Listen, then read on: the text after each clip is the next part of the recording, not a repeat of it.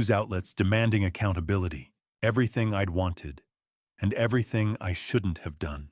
I closed the laptop and looked at the cease and desist email again. 48 hours to comply or face a lawsuit. The anger had burned down to ash.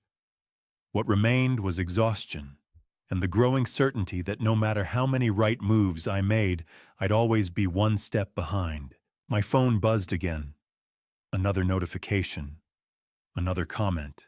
I turned the phone face down and sat in the silence, wondering what Beth would say about what I'd just done.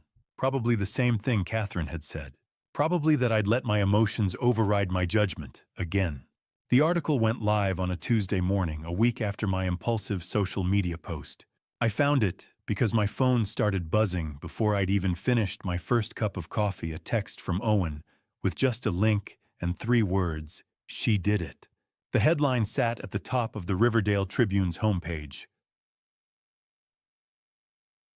The perfect son-in-law, a financial advisor's web of family betrayal. Below it, Nina Castellano's byline. Below that, a photo of Dominic, professional headshot, confident smile, expensive suit. The kind of image that made you want to trust him with your money. I read the article standing in my kitchen, coffee going cold on the counter. Nina had done exactly what she'd promised. The piece was exhaustive, methodical. She'd interviewed Owen, Margaret, and Robert, had verified the bank transfers, the fake contracts, the shell companies, had obtained comment from the State Financial Regulatory Board, confirming they'd received multiple complaints about DS Financial Consulting over the past 3 years. She'd written about Beth. A paragraph about the journal entry, the fake email about Dominic's mother's surgery, the $22,000 transferred 4 months before she died. Nina had even tracked down records showing Dominic's mother was alive and well in a New Jersey nursing home with no history of emergency surgery. The article didn't editorialize, didn't need to, just laid out the facts in clean, devastating prose. $200,000, 5 victims, a pattern spanning 3 years. My phone buzzed again. Then again. Notifications piling up as the article began to spread. Within an hour, it had jumped to regional news aggregators. By noon, a cable news website had picked it up. The comments section filled with outrage, expressions of support, calls for prosecution, demands that Dominic's professional license be revoked. For about 4 hours, I let myself believe that maybe I'd done the right thing, that the truth was finally out there, in a way that couldn't be dismissed. Then Dominic's lawyers filed their response. The notification came through on the Tribune's website, an update appended to Nina's article. Sawyer's attorney had filed a defamation lawsuit seeking $500,000 in damages against both me and the Tribune. Additionally, they'd filed a motion to delay the criminal trial, arguing that extensive media coverage had made it impossible for him to receive a fair trial. I called Catherine. "I saw," she said. "The motion to delay is bullshit. The judge will see through it. But there's something else you should know. The motion includes a request to subpoena your daughter as a witness, claims she can testify that you've been orchestrating a harassment campaign against him." The kitchen suddenly felt too small. Elodie wouldn't she? I didn't have an answer.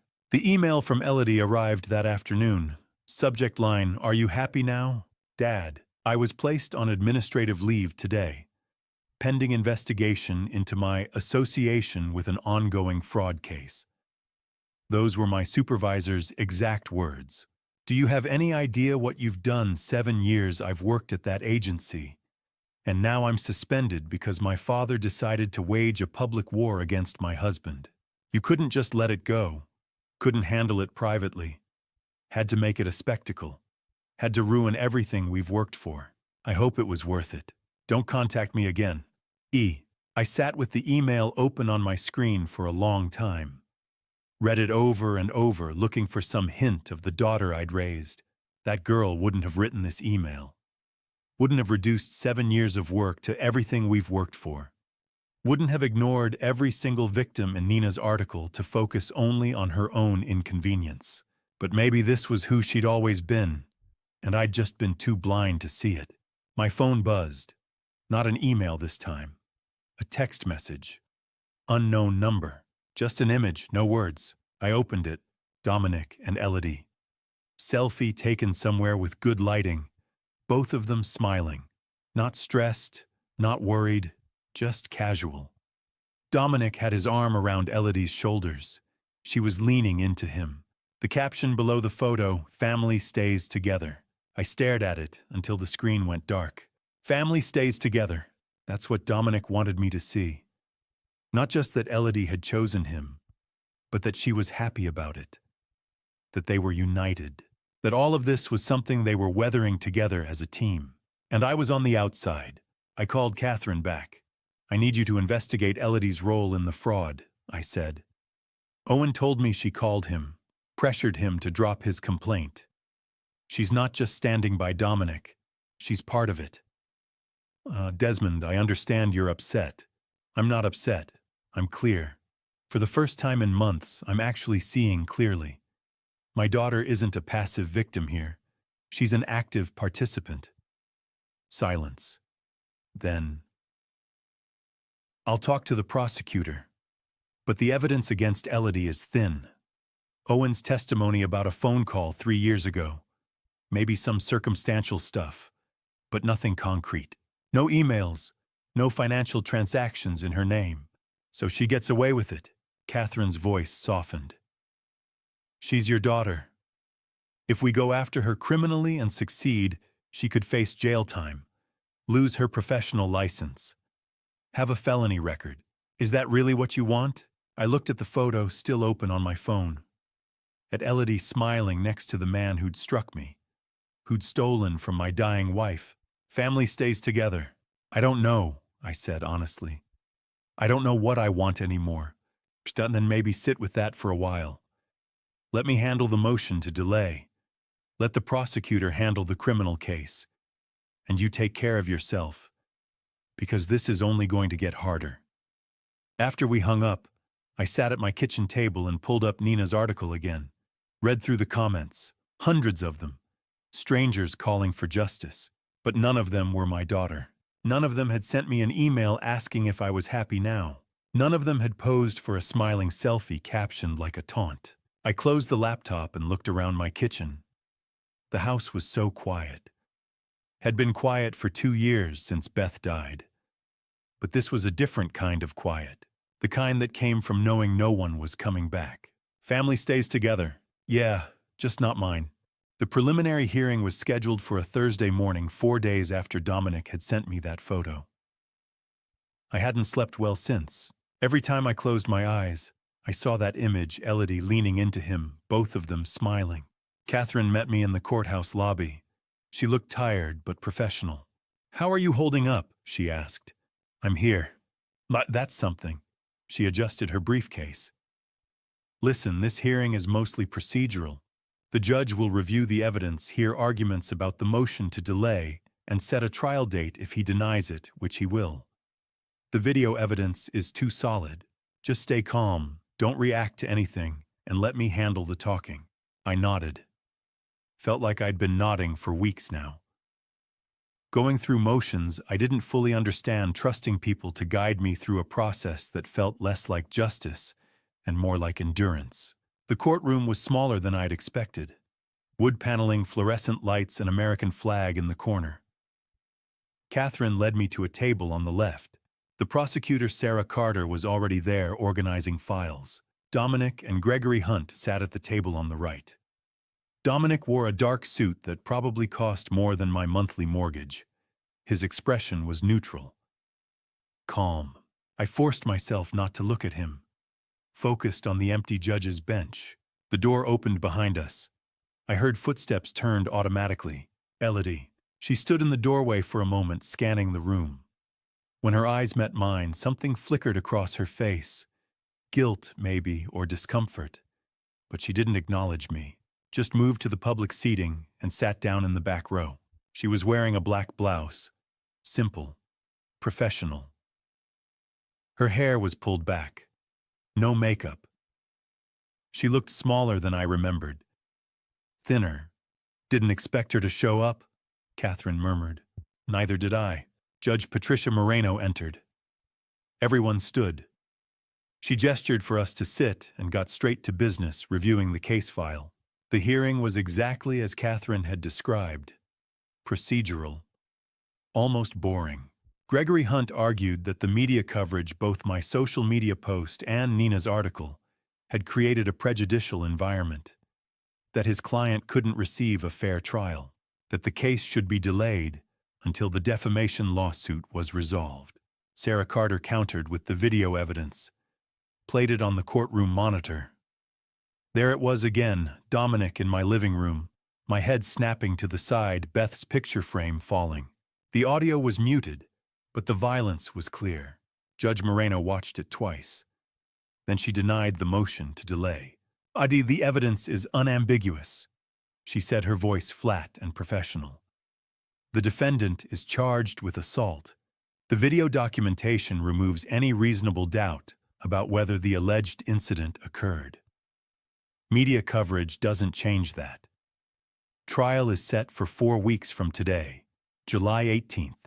Both parties will receive formal notice. July 18th, 4 weeks away."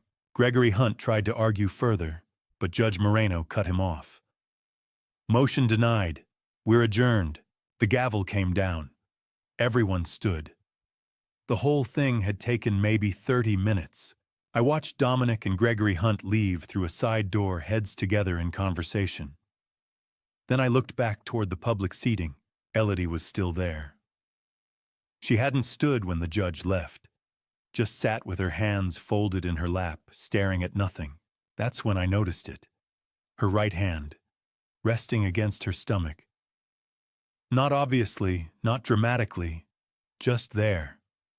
A small gesture that might have meant nothing, but it looked protective. We should go," Catherine said, gathering her files. I followed her out, glancing back once. Elodie was still sitting there, alone in that empty courtroom, hand still on her stomach, expression unreadable. The house felt emptier than usual when I got home. 4 weeks, 28 days. Then a trial that would determine what exactly, whether Dominic went to jail for 90 days, whether he paid a fine.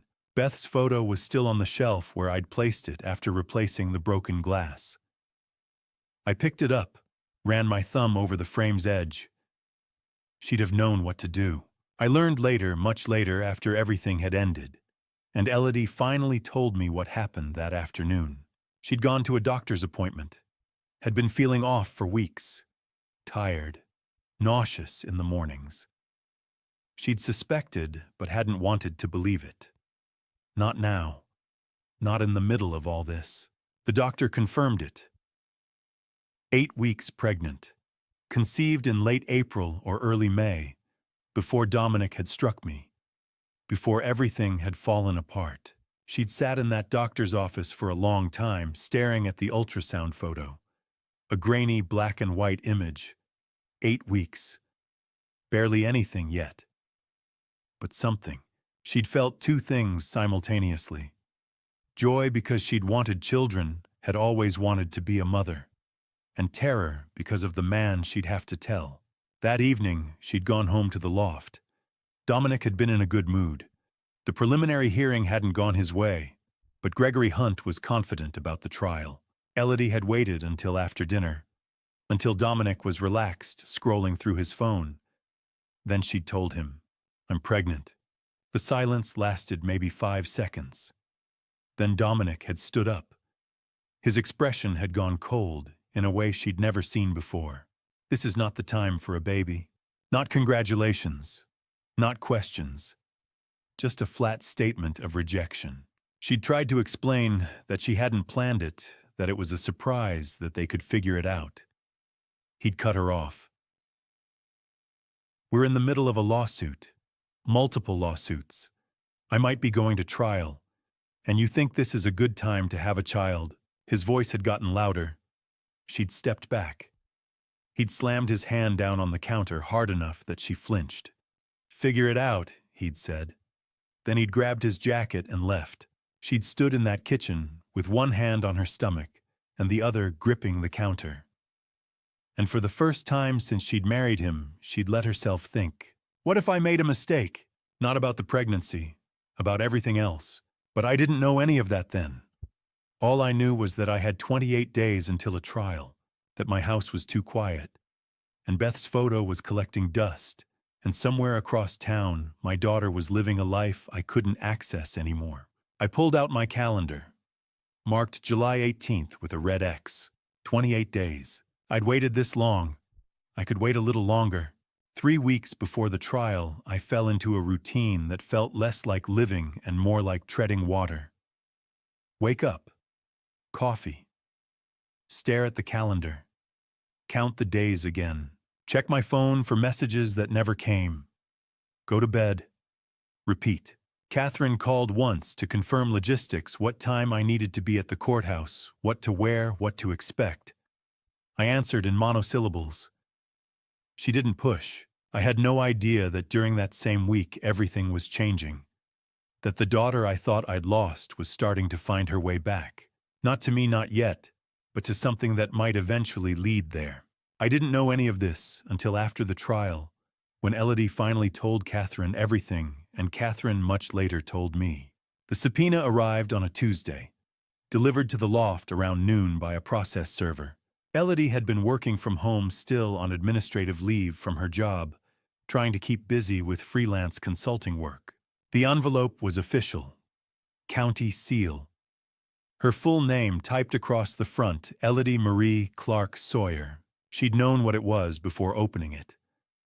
Had been half expecting it since the preliminary hearing, but seeing the words in black and white, "You are hereby commanded to appear as a witness," she made it real. The subpoena didn't specify what she'd be testifying about, just that the state required her presence.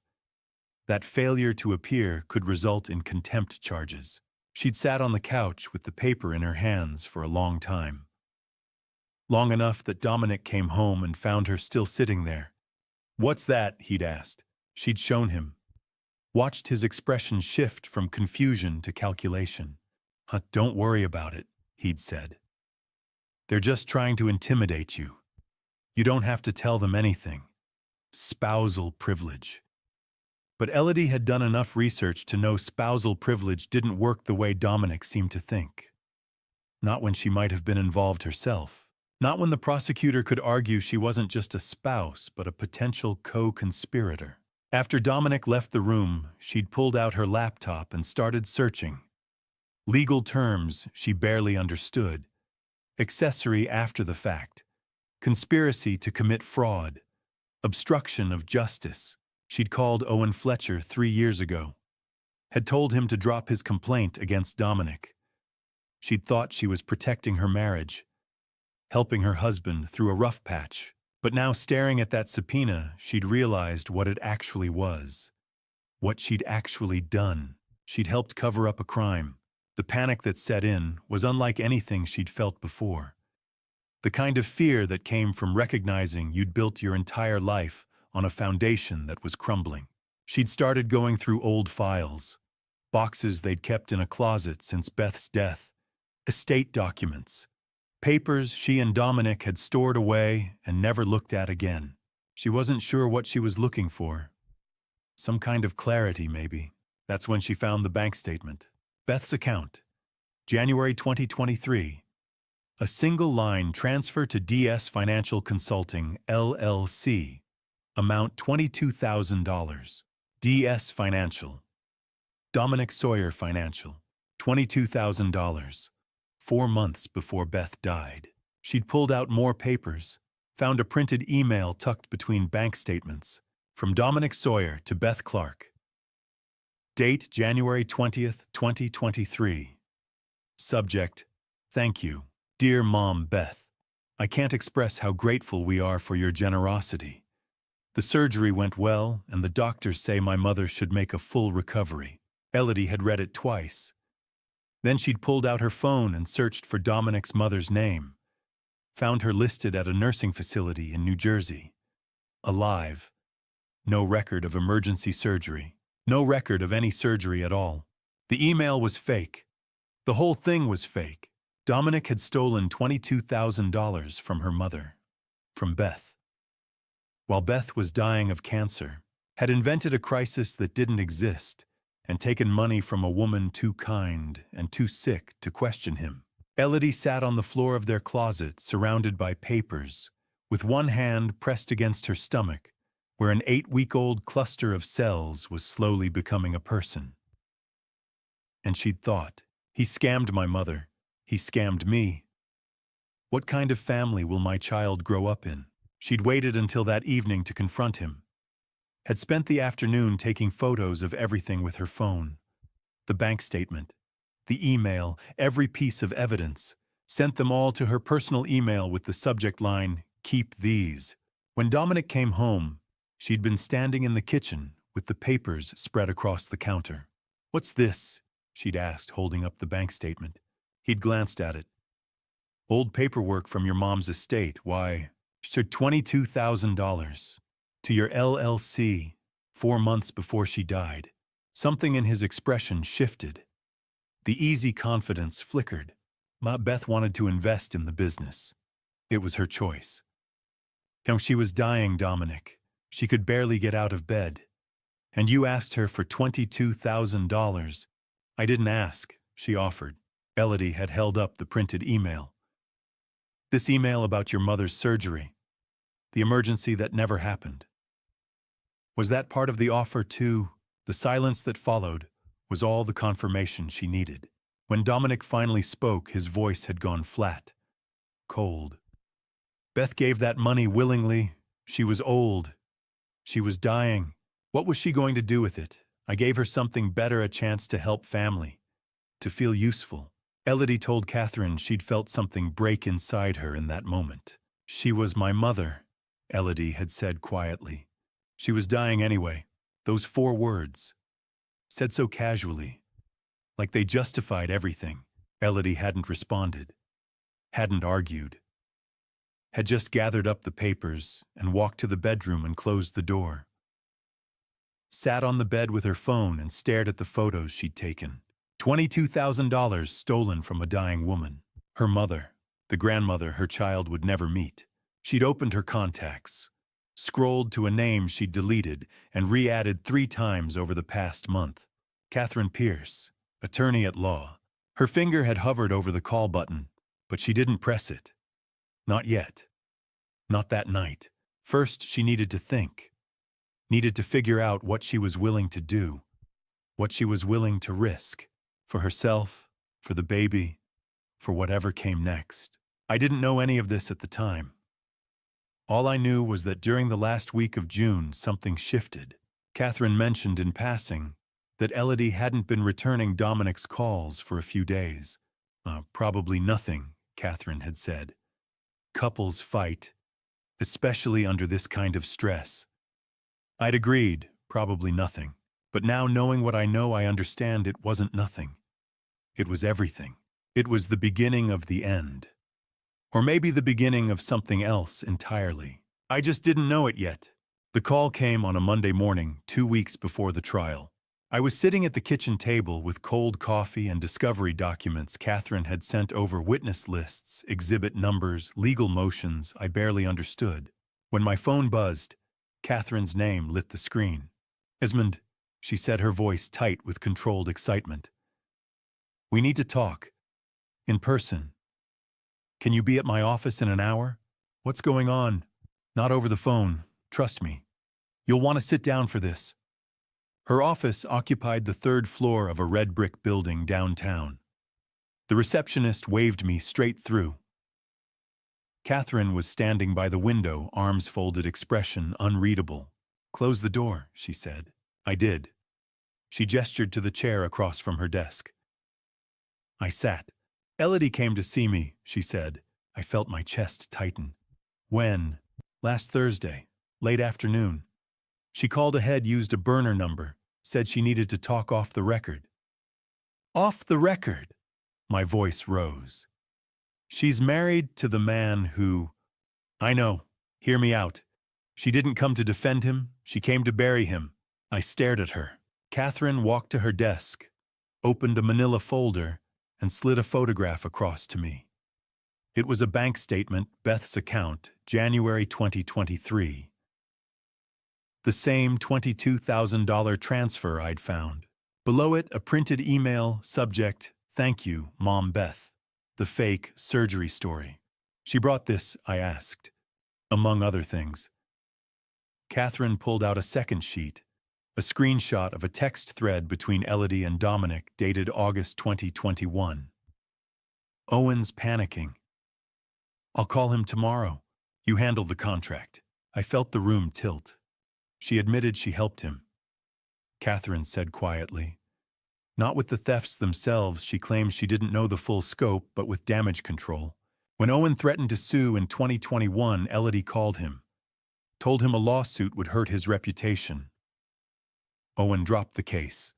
"Jesus," I whispered. "There's more." Margaret Walsh Dominic sent her a follow-up email after the IPO collapsed. Elodie proofread it. She told me she thought it was just corporate spin. I clenched my fists on the armrests. "Why is she telling you this now?"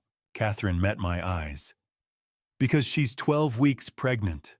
The air left my lungs. She found out in June. Didn't tell Dominic right away. Then the subpoena arrived. Prosecutor's office wants her testimony. She panicked. Started digging through old files. Found your wife's bank statement in a box Dominic kept locked. That's when it clicked. She knew," I said, my voice hollow. "She knew he stole from Beth. She says she didn't. Not until she saw that statement. But she knew he was capable of it. And once she put the pieces together..." Catherine sat down, leaning forward. She called me because she wants to protect her child. She doesn't want to raise a baby with a father in prison and a mother facing conspiracy charges." I looked down at the photograph at Beth's signature on the deposit slip. "What does she want?" "A deal. She testifies against Dominic, full disclosure, in exchange for a plea on accessory after the fact. Suspended sentence, home confinement, probation. No jail time. The DA's considering it." "Why would they agree?" "'Cause without her, we have circumstantial evidence, contracts, bank transfers, your video. But Dominic's lawyer will argue each case separately. Elodie's testimony ties it together. She can confirm the coordination, the cover-ups, the intent. She makes the conspiracy charge stick." I sat back, rubbing my temples. "Do you trust her?" Catherine hesitated. "I trust that she's scared. And I trust that she loves that baby more than she loves him." She stood on the stairs and watched him hit me. I said, my voice cracking. She didn't move. "I know." Catherine's tone softened. "I'm not asking you to forgive her. I'm asking if you'll let her testify. Because if she does, we win. Dominic goes to prison. The victims get restitution. And your grandchild doesn't grow up visiting parents behind bars." I closed my eyes. The image of Beth's broken frame flashed through my mind.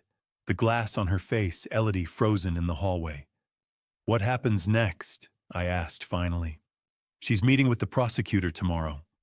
If they approve the deal, she'll wear a wire." I looked up sharply. "A wire," Catherine nodded. "One more conversation with Dominic, on the record. If he admits anything at all, it seals the case." She told me later how it went down. Elodie invited Dominic to a downtown cafe the following Tuesday mid-morning. The recording device was taped under her bra. She ordered decaf. He ordered an Americano and complained about the prosecutor dragging things out. "They've got nothing," he said. "Owen's a flake. Margaret's elderly and confused. Your father's desperate." "What about Mom Beth?" Elodie asked, her voice steady. He glanced up. "What about her? So the 22,000. Did she really give it to you?" Dominic's jaw tightened. "She offered. I didn't force her. She was dying. She wanted to help." He leaned back, arms crossed. "Look, people like your mom, like Owen, like Margaret, they're marks. They want to believe someone cares. I gave them that. It's not my fault they couldn't read the fine print. So you conned her." "I gave her purpose," he said coldly. Don't make this about morality. The recording ran 38 minutes. Catherine played me the last 60 seconds in her office 2 days later. Dominic's voice, flat and dismissive. They're all stupid marks, Elle, even your mom. Especially your mom. I had to leave the room. Elodie moved out 72 hours before the trial. Catherine arranged it, hired movers, rented a storage unit, pulled permits, so Elodie could retrieve her things while Dominic was at his lawyer's office. She took her clothes, her laptop, prenatal vitamins, and the leather journal Beth had kept. Dominic didn't notice until that night. By then, Elodie was staying in a short-term rental across the county line under her maiden name. Catherine called me on Sunday evening. She's ready, she said. Wednesday afternoon, second day of testimony. The prosecutor will call her as a surprise witness. Dominic won't know until she walks through that door. I sat on the back porch, phone pressed to my ear. How is she? Terrified, determined. She asked about you. What did you tell her? Oh, that you're still deciding whether to forgive her. I didn't answer. Desmond. Catherine said gently, she's doing this for your grandchild. Whatever else she's done, she's trying to make it right. I thought of Beth, of the envelope of Elodie frozen on the stairs. Will it be enough? I asked. To convict him? Yes. To fix your family? That's not up to me. I hung up and sat in the dark for a long time. Wednesday, I thought. She'll walk into that courtroom and destroy the man she married. I wasn't sure if that would be enough. The courtroom smelled like furniture polish and old paper. I'd been inside a courthouse exactly twice before. Once for jury duty, I was excused from once to notarize Beth's will. This time I sat in the front row, Catherine beside me, her briefcase open on the bench. Across the aisle, Dominic sat at the defense table in a charcoal suit, white shirt, burgundy tie.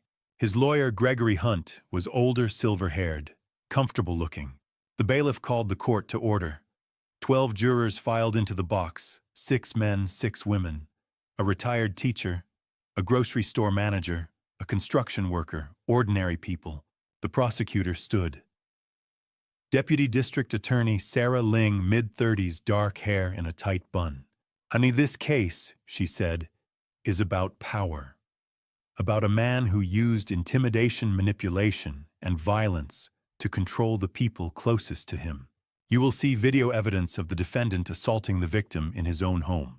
You will hear testimony from multiple witnesses that establishes a pattern of predatory behavior spanning 3 years and involving over $200,000 in fraud.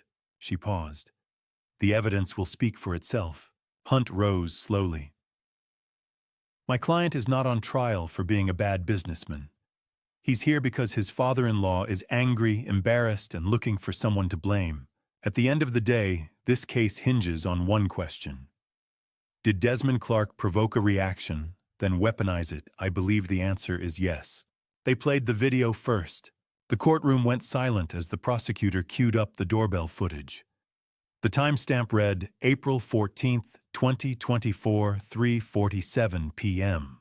Dominic's voice came through the speaker, distorted but clear. 32,000. That's all I'm asking. My own voice quieter. I'm not giving you anything. Then the sound, a crack, like a branch snapping. My head jerked to the side. Dominic's hand was still raised. The camera caught Beth's picture frame tumbling off the mantel glass, shattering. Someone in the jury box flinched. The prosecutor paused the video. Mr. Clark, is that you on the screen? I stood, walked to the witness stand, placed my hand on the Bible. Yes, I said. And can you describe what happened that afternoon? I took a breath, glanced at the jury. My son-in-law came to my house. He demanded money. I refused. He struck me. Then he left. Did you provoke him in any way? No. Did you threaten him? No. Did you touch him? No. Ling nodded, then turned to Hunt. Your witness. Hunt approached with a thin smile. He held a printed screenshot, my social media post from June. Mr. Clark, do you recognize this? I looked at the image. My own words. Dominic Sawyer is a con artist. He stole from my family. I have proof. Yes, you posted this publicly correct, naming my client, accusing him of theft.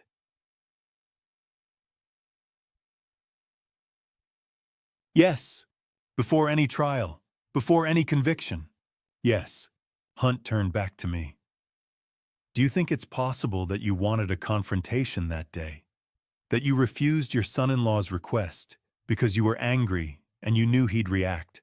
I felt the fury rise in my chest. No, I said quietly. I refused because he had no right to that money. But you didn't just refuse. You escalated. You posted online. You involved the press. You made this personal. He made it personal. I said, my voice harder now. When he struck me in my own home, Hunt held my gaze for a moment, then nodded.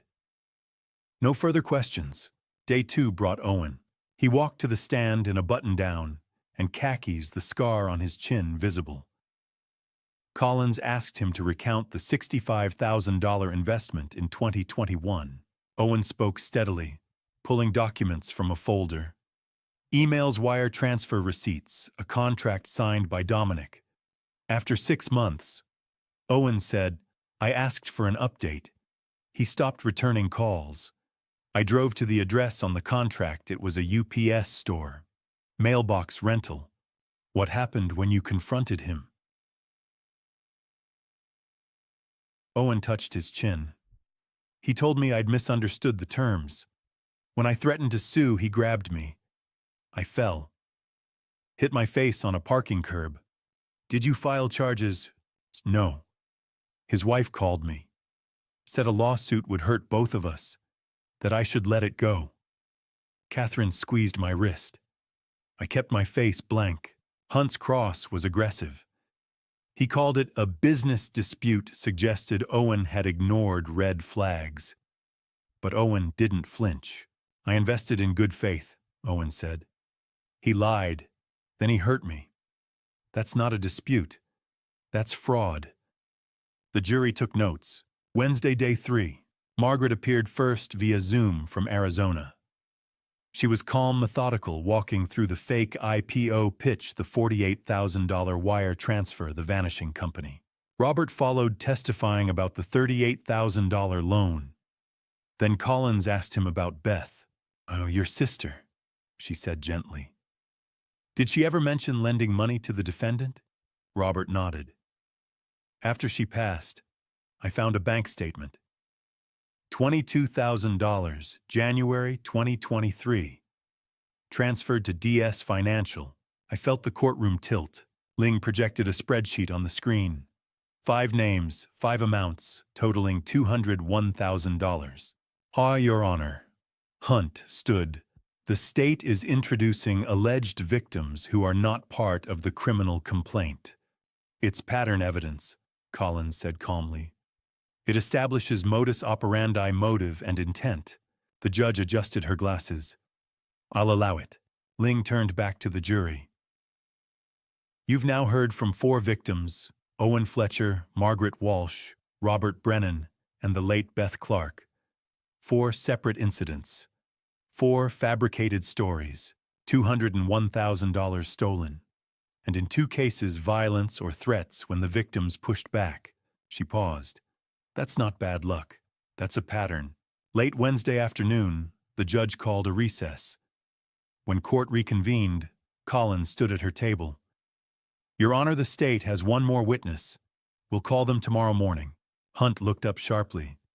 Your Honor, we were not notified. The witness came forward late in discovery, Collins said smoothly. We disclosed their identity to defense counsel this morning. The judge glanced at Hunt. Counselor, Hunt's jaw worked. He looked at Dominic, who shrugged, slightly unconcerned. No objection, Hunt said finally. For now, the judge nodded. We'll reconvene at 9 a.m. Court is adjourned. I watched the jury file out, some glancing back at Dominic, some at me. Catherine closed her briefcase. Tomorrow, she said quietly. I nodded, my hands trembling. Across the aisle, Dominic stood adjusting his tie, his face calm. He thought he'd already won. He had no idea. Stop. Before I tell you who walked into that courtroom, comment "witness" below. I want to see how many of you made it this far. Because when that door opened on Thursday morning, even I, who knew what was coming, felt the air leave the room. Quick reminder, the scene you're entering has been shaped with some fictional touches to carry the emotional stakes forward. If that's not for you, feel free to exit now. But if you want to know who stood up and destroyed Dominic in front of 12 strangers, stay right here. Thursday morning arrived with a sky the color of old bruises. I sat in the same front row seat I'd occupied for 3 days, Catherine beside me. The gallery was fuller than before, reporters in the back rows, strangers who'd read Nina's article. The air smelled like floor wax and nerves. Dominic sat at the defense table in a navy suit, his posture relaxed. Hunt leaned close, whispering something. Dominic smiled faintly. He thought the worst was over. One more witness, probably a forensic accountant. He had no idea. The bailiff stood. All rise. The judge entered. We sat. The jury filed in 12 faces I'd memorized over 3 days. Deputy D.A. Collins stood. Your Honor, the state calls its final witness. She turned toward the double doors at the back of the courtroom. They opened, and Elodie walked in. The room went silent. She wore a loose gray blouse and black slacks, her hair pulled back. Her belly curved gently beneath the fabric, 12 weeks. My grandchild. Dominic's head snapped toward the door. His mouth opened. Hunt froze mid-note. I couldn't breathe. Elodie walked down the center aisle, eyes fixed on the witness stand. She didn't look at me. She didn't look at Dominic. She kept her gaze forward, shoulders back, hands clasped in front of her belly. The bailiff gestured to the stand. She climbed the steps, sat, smoothed her slacks. Her hands were shaking. The clerk approached with the Bible. Do you swear to tell the truth, the whole truth, and nothing but the truth? Elodie's voice was barely a whisper. I do. Ling stepped forward. Please state your name for the record. Elodie Clark Sawyer. And what is your relationship to the defendant? Elodie's throat worked. I'm his wife. A murmur rippled through the gallery. The judge tapped her gavel once. Ling's tone was gentle. Ms. Clark Sawyer, why are you here today? Elodie looked down at her lap. Because I helped him. She told it all. Owen Fletcher, the phone call in 2021 after Owen threatened to sue. Elodie had told him a lawsuit would destroy both their reputations, that Owen should walk away quietly. Owen had dropped the case. Margaret Walsh. The follow-up email after the fake IPO collapsed. Dominic had drafted it. Elodie had proofread it, made it sound legitimate. And Beth, Elodie's voice cracked. In June, I found a bank statement. My mother transferred $22,000 to my husband's LLC in January 2023. I didn't know about it. I asked him why. He said she offered. Did you believe him? Collins asked. At first, but then I found the email, the one about his mother's surgery. It was fake. His mother's fine. I called her. The jury leaned forward. I thought I was protecting my husband. Elodie said, her voice steadier now. I thought the accusations were misunderstandings. But he lied to my mother when she was dying. He stole from her. And when I confronted him, he told me she gave the money willingly because she was weak. She looked up finally, and her eyes found Dominic. I can't let my child grow up in a family built on lies. Ling held up a manila folder. Ms. Clark Sawyer, do you have evidence to support your testimony? Yes. Ling pulled out printed emails, screenshots, bank transfers. She submitted them as exhibits, projected them on the courtroom screen. Then Collins held up a small digital recorder. Your Honor, the state would like to play a recording made by the witness on July 2nd. It's a conversation between Ms. Clark Sawyer and the defendant. Hunt shot to his feet. Objection! Overruled, the judge said. Ling pressed play. Dominic's voice came through. Look, people like your mom, like Owen, like Margaret, they're marks. They want to believe someone cares. I gave them that. Elodie's voice quieter. So you conned her. I gave her purpose. Don't make this about morality. A pause. Then, they're all stupid marks, El. Even your mom. Especially your mom. The recording stopped. The silence was suffocating.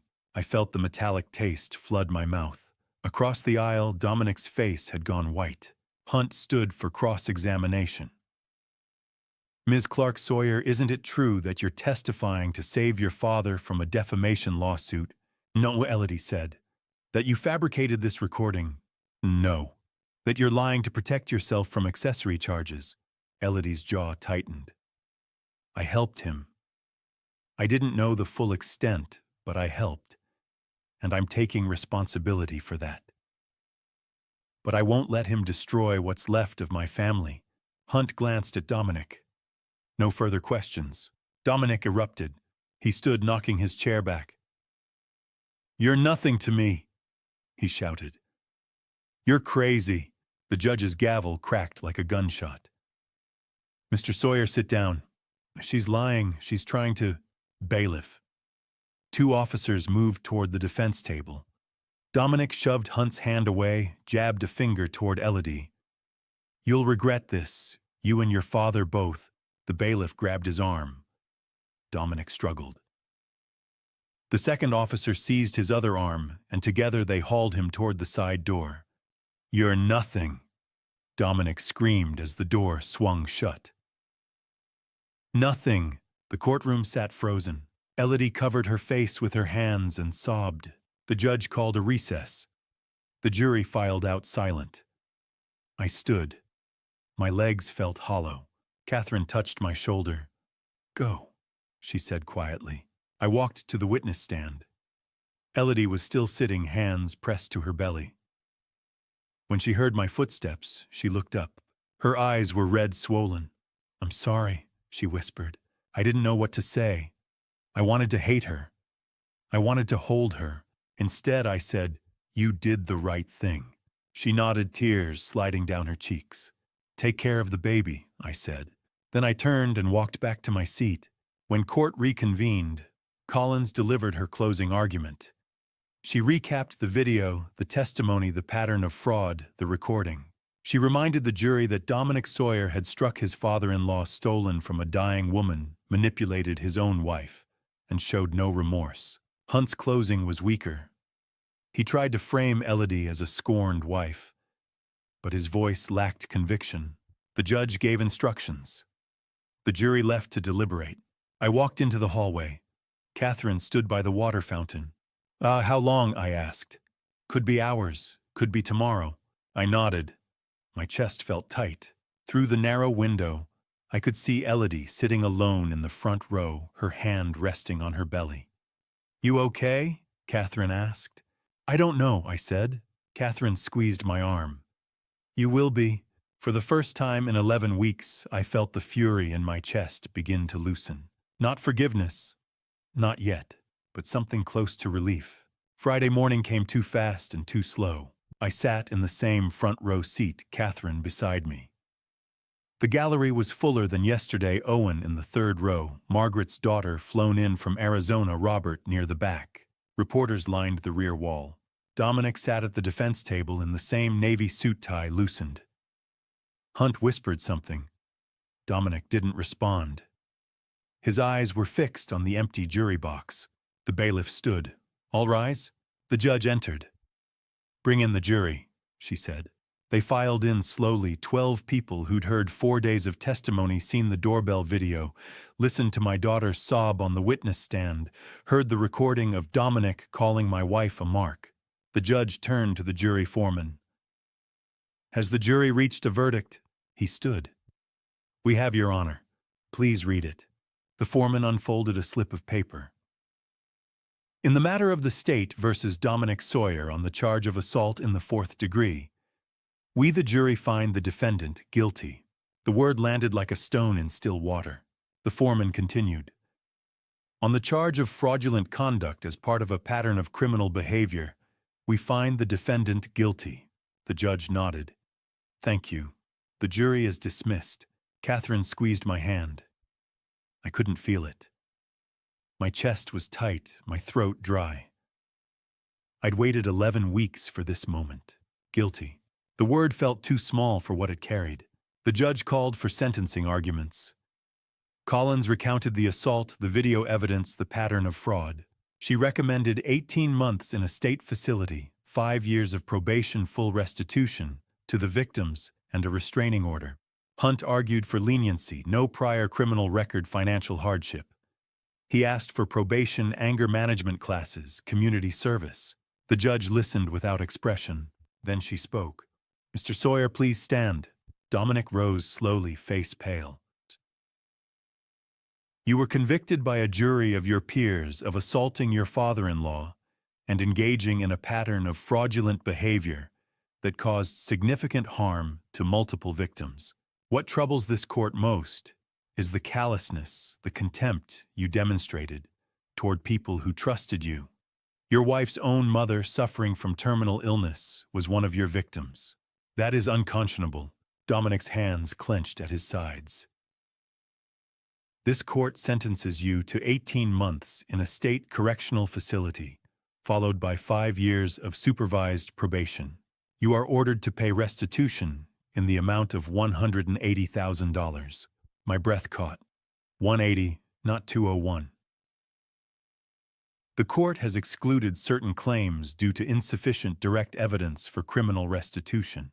The late Beth Clark's transfer, while morally reprehensible, lacks the documentary proof that the other cases provided. That matter may be pursued in civil court by her estate." I felt Catherine's hand tighten on mine. "You are further prohibited from contacting the victims, including Desmond Clark and Elodie Clark Sawyer, for a period of 10 years. Do you understand?" Dominic's voice was flat. "Yes." Bailiff remanded the defendant. 2 officers approached. Dominic didn't resist as they cuffed his wrists. He glanced once toward the gallery, then he was gone. The courtroom emptied slowly. Catherine gathered her files. Owen nodded at me and left. Robert shook my hand without speaking. I sat alone, staring at the empty defense table. 18 months, 5 years probation, 180,000. It should have felt like victory. It felt like ash. Elodie's hearing was held an hour later in a smaller courtroom down the hall. She stood before a different judge. Deputy D.A. Collins outlined the plea agreement. Elodie Clark Sawyer had cooperated fully, provided critical testimony, and accepted responsibility for her role as an accessory. In exchange, the state recommended 6 months of home confinement, 3 years of probation, and 200 hours of community service. The judge asked Elodie if she understood the terms. "Yes, Your Honor," Elodie said quietly. "Do you accept this agreement?" "I do." The judge looked at her for a long moment. "Ms. Clark Sawyer, you made serious errors in judgment. You enabled harm. But you also chose ultimately to do the right thing. The court accepts your plea. You will serve 6 months of home confinement beginning today, with exceptions for medical care related to your pregnancy. Do you understand?" "Yes, Your Honor." "Now then, this court is adjourned." I waited outside on the courthouse steps. The July sun was brutal white and unforgiving. Catherine had left to file paperwork. I stood alone, hands in my pockets. The door opened behind me. I turned. Elodie stepped out, blinking in the sunlight. She wore the same gray blouse from yesterday. Her eyes were red, swollen. She saw me and stopped. For a moment, neither of us moved. Then she walked toward me slowly, hands clasped in front of her. "Did," she said, her voice barely audible. I waited. "I'm sorry." Her voice cracked. "I'm so sorry." I looked at her, my daughter, my only child, the girl I'd taught to ride a bike, the woman who'd stood frozen while her husband struck me, the woman who'd helped him, lied for him, the woman who'd finally stopped. I didn't know what to say, so I nodded, just once. Her face crumpled. She covered her mouth with one hand, tears spilling down her cheeks. I didn't walk away. I didn't reach for her either. I just stood there, the sun beating down on both of us, and let the silence hold what words couldn't. I drove home alone.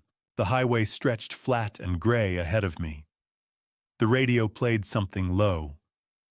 I turned it off. The passenger seat was empty. It had been empty for 2 years, but today it felt heavier, like Beth's absence had weight.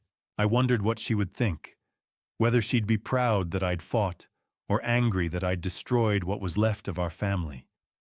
Whether she'd forgive Elodie faster than I could. I didn't have answers. The fury in my chest had loosened. Not gone, just quieter. Dominic would spend the next 1.5 years in prison. Elodie would spend the next 6 months in her apartment, monitored alone. My grandchild would be born in January, into a family fractured beyond recognition. Justice, they called it. It didn't feel like enough, but it was all I had. I pulled into my driveway as the sun dipped below the roofline. The house was dark. I unlocked the door, stepped inside, and set my keys on the table beside Beth's picture, the frame I'd replaced the glass I'd swept up 11 weeks ago. Her face smiled back at me, frozen in a moment, before the sickness, before Dominic, before everything shattered. "Well, we won," I said quietly. The house didn't answer. I sat down on the couch alone and let the exhaustion take me. The first weeks of August passed in silence. I didn't call Elodie. I didn't visit. Catherine told me she'd been fitted with an ankle monitor, moved into a small 1-bedroom apartment, reported to her probation officer every Thursday. I nodded and filed the information away. Instead, I wrote. I sat at my desk every morning and worked on a new novel, something lighter, a story about a man rebuilding a cabin after a wildfire. The metaphor wasn't subtle. I called it survival. Owen stopped by one afternoon. We sat on the porch with iced tea, and he asked if I'd heard from Elodie. "No one," I said. He nodded. "She helped you win. That counts for something." "She helped him first," I said quietly. "That counts too." The letter arrived on a Tuesday in mid-September. Handwritten pale blue stationery, my name in Elodie's careful cursive. I set it on the kitchen table and stared at it for 2 days. On Thursday night, I opened it. "Dad, I don't know if you'll read this. I don't know if I deserve for you to read it. But I need to say it anyway. I'm sorry. I'm sorry I stood on those stairs and did nothing. I'm sorry I didn't ask questions when I should have. I'm sorry I let Dominic use Mom's grief, her kindness, her trust. I'm having a boy. Due in January. I'm not giving him Dominic's last name. I'm giving him yours. Clark. I love you, Dad. Elodie." I read it 3 times. Then I sat at the kitchen table and cried. I called her on Sunday. "I got your letter," I said. "I meant every word," she whispered. "I know. Can I call you again?" I closed my eyes. "You can call." It wasn't forgiveness. Not yet. But it was a start. I visited her in October. We assembled a crib together, neither of us mentioning the trial or Dominic. After 20 minutes, the frame stood upright. Elodie sat back, wiping her eyes. "Mom would have loved this. She would have loved him. Your son." We cried together for the first time in 2 years. November and December blurred together. I visited twice a week. Fixed things. Brought supplies. Elodie told me Dominic called from prison once. She didn't answer. Called again. She blocked the number. "I don't want him in our lives," she said. "Not mine, not Henry's." "Good Mom," I said. Henry Clark was born on January 18th at 6:43 in the evening. Elodie's water broke at 4 in the morning. She called me, breathless, terrified. I drove across town in the pre-dawn dark and took her to the hospital. Labor was long.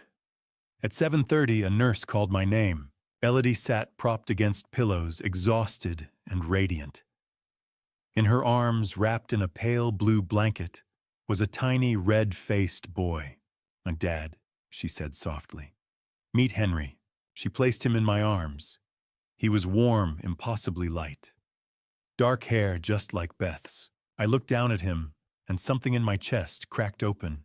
All the fury, the grief, the months of rage, it didn't disappear. But it shifted, made room for something else. "He looks like her," I whispered. Elodie wiped her eyes. I know. I thought of Beth, of the envelope, the broken frame, the trial.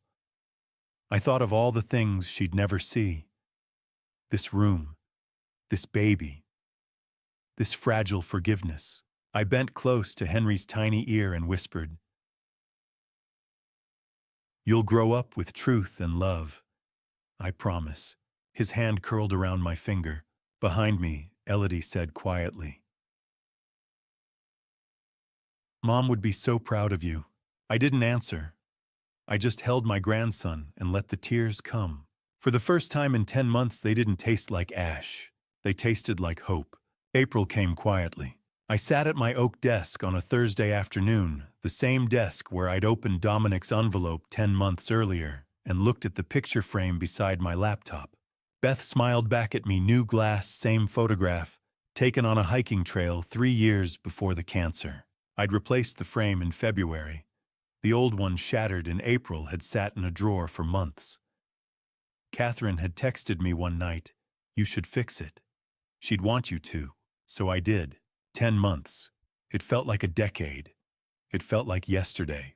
Dominic was 9 months into his sentence at a state correctional facility. His appeal had been denied in March. He'd filed for bankruptcy in February. The restitution payments had begun trickling out to the victims. Owen received $15,000. Margaret got 10. Robert 8. Elodie had 2 months of house arrest left.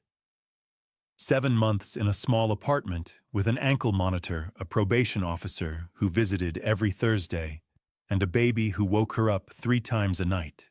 I helped with Henry 2 or 3 times a week, showing up with diapers and board books. Henry was 3 months old now.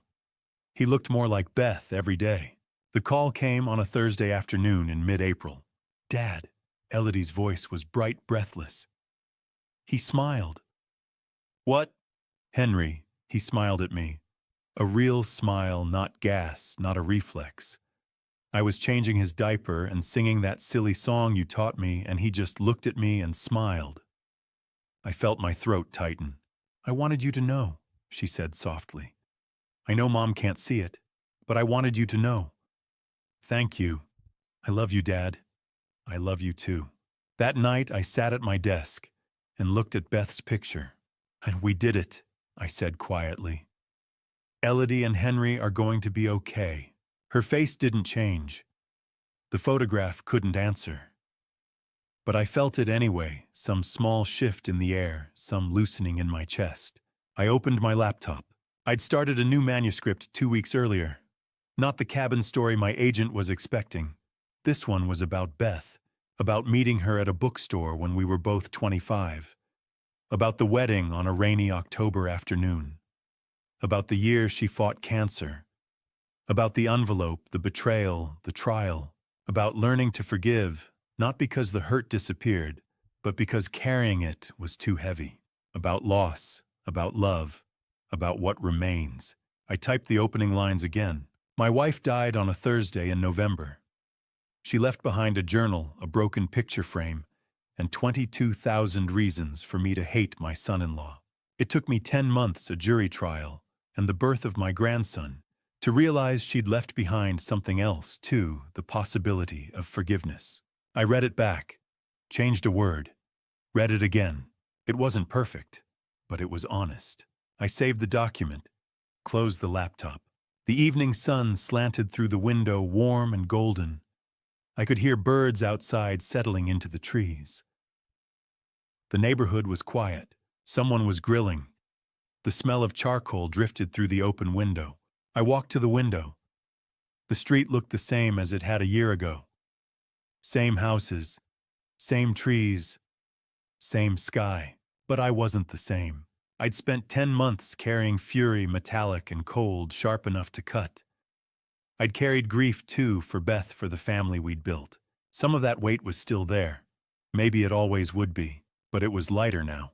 Dominic was in prison. Elodie was rebuilding her life. Henry was learning to smile, growing up in a home where lies didn't have power anymore. And I was here, still writing, still breathing, still learning how to live in a world without Beth, with a family fractured and stitched back together in ways I never expected. Not perfect, but enough. I turned back to the desk. Beth's picture caught the light, her smile that hiking trail the before. "I miss you," I said. The house was silent. I sat back down, opened the laptop, started typing again. Outside, the sun dipped lower. The birds quieted. The evening settled in warm and forgiving. And for the first time in 10 months, I felt something close to peace. If you've stayed with me through this entire family story, I want to leave you with something important. I'm not a religious man, but I've come to believe God doesn't hand us easy answers. He hands us choices. I chose to fight, not because I was brave, but because I couldn't look at my grandson and tell him I did nothing. This dad revenge wasn't cinematic. It was paperwork, sleepless nights, and a daughter I almost lost forever. If you're facing betrayal in your own family story, don't do what I did. Don't let rage drive the car. I pushed everyone away for months, nearly destroyed the only relationship that mattered. Seek help early. Talk to someone who loves you. Don't wait until the glass shatters. Every dad revenge comes with a cost. Mine cost me time I'll never get back with Elodie, moments Beth will never see. Justice felt hollow until I held Henry. That's when I understood the real victory wasn't the verdict, it was choosing to rebuild. So if this dad revenge and family story teaches you anything, let it be this: protect what's yours, but don't lose yourself in the fight. Leave a comment below. Has betrayal ever fractured your family? How did you heal? Subscribe to this channel if stories like these resonate with you, and share this with someone who needs to hear it. Thank you for staying with me until the end. A gentle reminder: upcoming stories contain fictionalized elements crafted for reflective purposes. If this doesn't serve you, feel free to explore content that fits your journey better.